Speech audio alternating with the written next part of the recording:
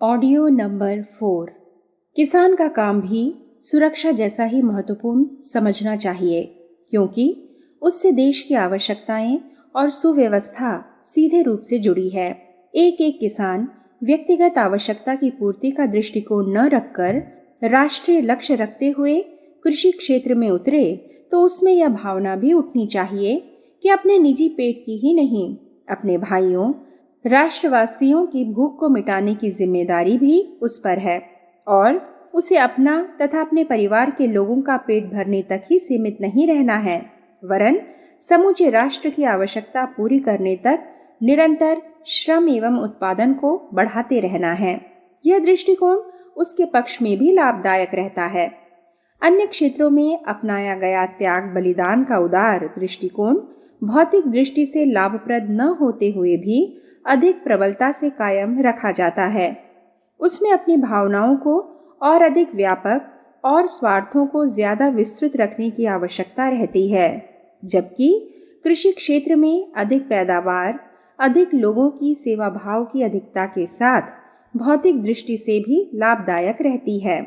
कृषि की पैदावार बढ़ाने के मामले में इसे भी उदासी के कारण ही हुआ मानना चाहिए कि वैसी बहुत सी चीजें जो खेत के काम आ सकती हैं व्यर्थ ही बर्बाद कर दी जाती हैं या फेंक दी जाती हैं।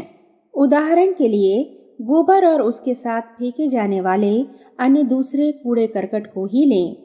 बड़े पैमाने पर इन वस्तुओं को व्यर्थ समझकर फेंक दिया जाता है। एक अनुमान के अनुसार प्रतिवर्ष हमारे देश में 4,215 लाख टन गोबर पैदा होता है। नगण्य स्थानों पर ही इस गोबर का उपयोग खाद के रूप में किया जाता है, अन्यथा तो इसे फेंक ही दिया जाता है। गोबर के रूप में पैदा होने वाले खाद्य की उर्वरा शक्ति को किसी भी रासायनिक खाद से कम नहीं कहा जा सकता। कृषि पंडितों ने इस ओर भी ध्यान दिया है। सन 1931 में भारतीय कृषि अनुसंधान संस्थान ने गोबर से गैस बनाने का एक सहज और कम खर्चीला तरीका खोज निकाला था, जिसमें गोबर ईंधन और खाद दोनों के रूप से उपयोग करने योग्य हो जाता है। पर अब तक मुश्किल से 7,000 गोबर गैस प्लांट भी किसान परिवारों ने नहीं लगवाए हैं। गोबर और मलमूत्र से मिल सकने वाली खाद की संभावना अकेले शहरों में ही 150 लाख टन है। फिलहाल 45 लाख टन कंपोस्ट खाद ही तैयार हो रहा है। जन सामान्य को कृषि के प्रति इस उपेक्षापूर्ण रवैये को त्यागना चाहिए और वैज्ञानिक विधियों से लाभ उठाते हुए कृषि की पैदावार बढ़ाने के लिए प्रयत्न किए जाने चाहिए। उत्तेजक पदार्थों का सेवन मनुष्य में कुछ क्षणों के लिए विशेष उत्तेजना उत्पन्न कर देता है, किंतु बाद में उससे शरीर में निष्क्रियता ही फैलती है। मानव शरीर जैसा ही इस धरती के शरीर में भी जीवन स्पंदन है। जिस प्रकार शरीर के जीवाणु खाद्य को पोषक तत्वों में परिवर्तित करते रहते हैं, उसी प्रकार मनुष्य एवं प्राणी जगत के मलमूत्र तथा पृथ्वी पर गिर जाने वाली वनस्पतियों को पृथ्वी के सूक्ष्म जीवाणु पृथ्वी पोषक तत्वों में परिवर्तित करते रहते हैं। यांत्रिक कृषि पद्धति में प्रयुक्त रासायनिक उर्वरक इन सूक्ष्म जीवाणुओं को उत्तेजित कर उनमें विशेष हलचल उत्पन्न कर देते हैं। इससे थोड़े समय तक तो उर्वरा शक्ति बढ़ी हुई मालूम होती है, किंतु बाद में वह क्षीण हो जाती है। अमेरिका में विचारशील लोग इस दिशा में गंभीरता से विचार कर रहे हैं। जेम्स एन व्हाइट ने अपनी पुस्तक रीप ऑफ द अर्थ, धरती पर अत्याचार में लिखा है कि अमेरिका में धरती पर किए जा रहे अत्याचारों से हजारों एकड़ भूमि रेगिस्तान बन गई है। एंड्रन वेल ने अपनी पुस्तक मैन ऑफ फील्ड्स, खेतों के लोग में लिखा है कि कृषकों का अनुभव है कि रासायनिक उर्वरकों के प्रयोग से उत्पन्न खाद्य वस्तुएं देखने में भले ही सुंदर एवं आकर्षक लगें, किंतु उनमें वैसा सत्व एवं जीवनी शक्ति नहीं है जो प्राकृतिक खाद के उत्पादनों में होती है। अमेरिकी कृषि विभाग की भूमि संरक्षण संस्था ने सन 1952 में शेष भूमि की सुरक्षा शीर्षक से जो विज्ञप्ति जारी की थी, उसमें कहा गया था कि रासायनिक उर्वरकों के अधिक उपयोग के कारण अमेरिका में आयोवा, इलिनॉय, मिसौरी, नेब्रास्का, कसारा, ब्रमघम आदि राज्यों की 28 करोड़ एकड़ भूमि नष्ट हो गई और 70 करोड़ एकड़ भूमि नष्ट होने ही वाली है। लिविंग सॉइल पुस्तक की विदुषी लेखिका ईव बकलर ने लिखा है, मानव देह मिट्टी से ही बनी है, मिट्टी ही उसे पालती पोसती है, इसलिए सच्चे अर्थों में यह जीवंत मिट्टी ही मनुष्य की माँ है। इस माँ पर अत्याचार कर उसे जर्जर बनाया गया तो स्वयं के पालन पोषण का आधार भी जर्जर होता जाएगा और उसका दुष्परिणाम स्वयं को भोगना ही होगा। मिट्टी सेंद्रीय खाद्य तत्व तथा माइक्रो ऑर्गेनिज्म अति सूक्ष्म जीवाणुओं से बनी है। गोबर, घास, पत्तियों जैसी वस्तुओं को सड़ाने का काम ये अति सूक्ष्म जीवाणु ही करते हैं। इस सड़न से जो डीकम्पोजिशन बनता है वही खाद्य तत्व मिट्टी को प्राणवान बनाता है।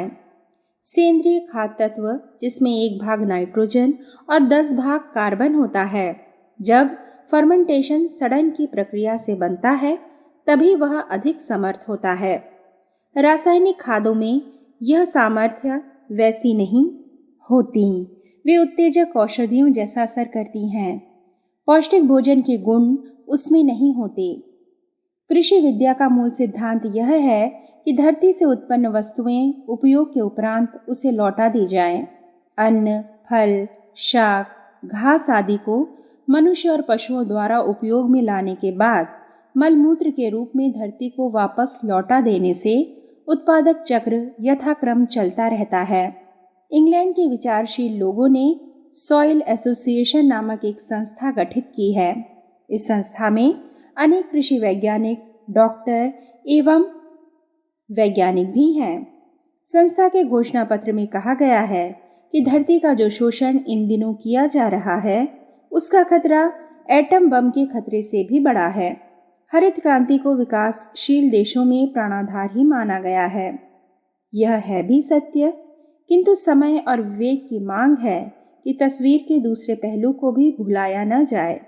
भूमि की उर्वरा शक्ति को बनाए रखना जरूरी है। धरती पर अत्याचार किया जाता रहा तो यही हरित क्रांति एक दुस्वप्न होकर रह जाएगी। रासायनिक उर्वरकों तथा कीटनाशक औषधियों के प्रयोग का क्रम यदि नियंत्रित न किया गया तो धरती बांझ होती जाएगी और हमारे पोषण के आधार समाप्त होते जाएंगे। अन्न उत्पादन के लिए अपने देश में उत्साह बना रहना ही नहीं, बढ़ाना भी आवश्यक है। इसके लिए रासायनिक खाद जैसे उपायों को अपनाते समय उनके गुण और दोष दोनों को ध्यान में रखा जाना चाहिए। उत्पादन तो बढ़ा चढ़ा रहना चाहिए, पर उसके साथ दूरदर्शिता को भी संजोए रहना आवश्यक है।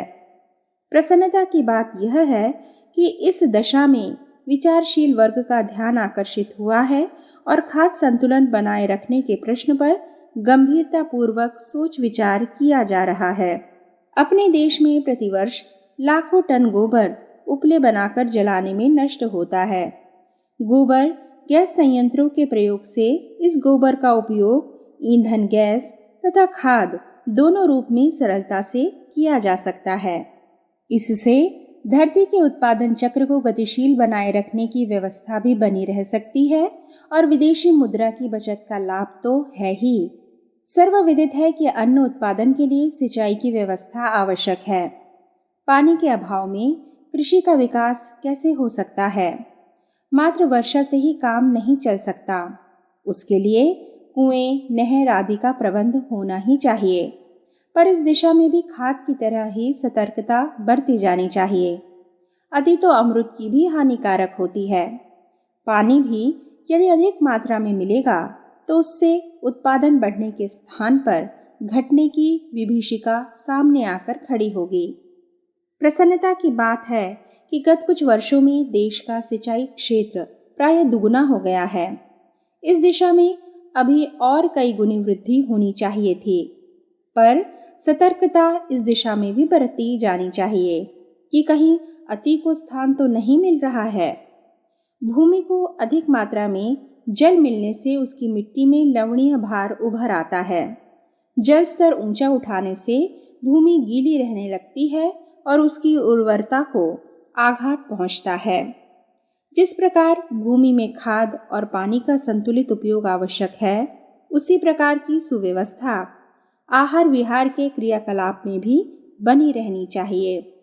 अतिवाद चाहे उपयोगी दिशा में ही क्यों न अपनाया गया हो, आरंभ में थोड़ा लाभ देकर अंततः हानिकारक ही सिद्ध होता है। खाद्यान्न संकट का हल कठिन नहीं। कृषि प्रधान देश भारत का खाद्यान्न के मामले में आत्मनिर्भर न हो पाना चिंता और विचार का विषय है। पिछली बार खाद्यान्नों की कमी क्यों पड़ी है, इसके मूल कारण कृषि उत्पादन की कमी पर विचार किया था। यदि उत्पादन बढ़ता है तो किसी वर्ष प्राकृतिक कारणों से पड़ने वाले सूखे का मुकाबला करने में आसानी रहती है। अकाल की स्थिति में सामयिक उपाय के रूप में किसान शाक सब्जी व कंद मूल उगाकर भी उसकी पूर्ति कर सकते हैं। राजस्थान के गांव की बात है, वहां अति वर्षा के कारण मक्का की फसल 1/4 ही हुई। 5 महीने के पहले गेहूं की फसल आने वाली नहीं थी। ऐसी स्थिति में गांव के मुखिया को एक उपाय सूझा। उसने किसानों को आधे बीघे में मेथी बो देने की सलाह दी और उनकी क्यारियों की मेड़ों पर मूलियां। 1 महीने में मेथी की भरपूर सब्जी उतरने लगी। पहले जहां एक आदमी 3 रोटियां खाता था, अब वह उसके स्थान पर 1 ही रोटी खाता व उस कमी को मेथी का साग खाकर पूरा करता। 1.5 महीने में मूलियां भी तैयार हो गई। उन्होंने भी खाद्यान्न की कमी पूरी की। इस तरह मेथी कटती और फिर बढ़ती रही तथा ग्रामवासियों ने अन्न संकट की समस्या को हल कर लिया। यदि किसान को इस दायित्व का भान कराया जा सके कि देश के करोड़ों देशवासियों के लिए अन्न ही नहीं उपजाना है, अन्न संकट की स्थिति में खाद्यान्न की कमी भी पूरी करनी है, तो वह संकट के समय में बहुत काम कर सकता है। उसके लिए पहले किसान की आर्थिक, सामाजिक व शैक्षणिक स्थिति को सुधारना बहुत आवश्यक है। किसान के बाद नंबर आता है उपभोक्ताओं का, जिनमें भी 80% कृषक परिवार ही हैं। भोजन के संबंध में हमारी कुछ आदतें हैं जो देश के अन्नोपभोग को प्रभावित करती हैं।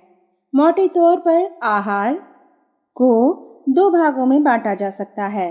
पहला पुष्टिकारक, दूसरा सुरक्षात्मक। अधिक शारीरिक श्रम करने वालों को 50% पुष्टिकारक और 50% सुरक्षात्मक आहार लेना जरूरी होता है। जो सामान्य शारीरिक श्रम करते हैं उन्हें 60% सुरक्षात्मक और 40% पुष्टिकारक भोजन लेना चाहिए।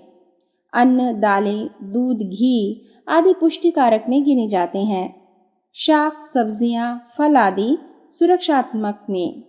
देखने में यह आता है कि हम लोग अन्न ही अधिक खाते हैं, कोई 70-80%।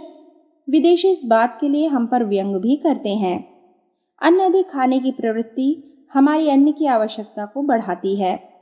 अधिकांश गांवों में जहां मजे से सब्जियां उगाई खाई जा सकती हैं, वहां बरसात के अलावा सब्जियों के दर्शन होना कठिन होता है। सामान्य किसान दाल और रोटी खाता है, जो दोनों ही अन्न है। अपनी आवश्यकता भर अन्न व दाल अपने भंडार में रखने के बाद ही वह अन्न बाहर निकालता है। अन्न ही अन्न खाने से पेट खराब होने का खतरा तो रहता ही है, अपितु देश में खाद्यान्नों की कमी भी पैदा होती है। खाने की इस आदत में सुधार किया जा सके तो उसमें वैसा ही लाभ मिलेगा जैसा कि अन्न के उत्पादन को 50% बढ़ा देने से मिलता है। विशेषकर गांव में तो शाक उगाने का आंदोलन चलाना ही चाहिए। प्रौढ़ों को साक्षर बनाने के समय ऐसी काम की बातों की जानकारी कराए जाने के प्रयास सरकार और पढ़े लिखों द्वारा चलाए जाने चाहिए। नगरों, कस्बों में रहने वाले लोगों को भी अपने घर के बाहर पड़ी जमीन में, छत पर, टिन, गमलों आदि में शाक सब्जियां उगानी चाहिए। यह घरेलू शाक वाटिका घर परिवार की आर्थिक स्थिति भी सुधारेगी, मानसिक उल्लास व शारीरिक स्वास्थ्य को बढ़ाएगी। साथ ही राष्ट्र की एक समस्या में अपने ढंग का एक सहयोग भी बनाए रहेगी। देखने सुनने में यह छोटी सी बात देश में हजारों एकड़ भूमि बढ़ाने जैसा ही काम करेगी। जिस समय खाद्य संकट की स्थिति हो, उस समय यदि घर घर में अनिवार्य रूप से शाक वाटिका लगाई जाए, इसे एक अभियान का रूप दिया जाए, तो अन्न संकट की समस्या कुछ अंशों में सुलझ सकती है। व्यक्तिगत और सामाजिक क्षेत्र में कुछ ऐसी अविवेकपूर्ण मान्यताएं लोगों के मन मस्तिष्क में बैठी हुई हैं जो अन्न की खपत को बढ़ाती हैं। यह कहने की आवश्यकता नहीं है कि आदमी भूखा रहने से नहीं मरता है, बजाय ठूस ठूस कर जरूरत से ज्यादा खाकर पेट खराब करने से, बीमार पड़ने से। स्वाद को महत्व न देकर तत्वों को महत्व दिया जाए। ठूस ठूस कर नहीं, चबा चबा कर खाया जाए।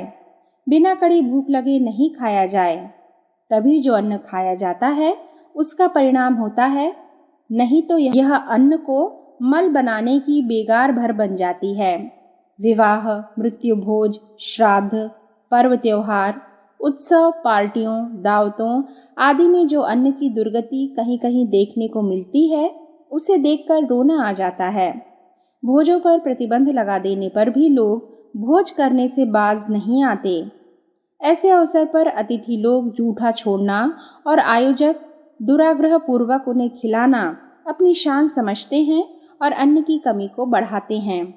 इससे उनकी अपनी आर्थिक हानि तो होती ही है, देश में अन्न संकट भी उत्पन्न होता है।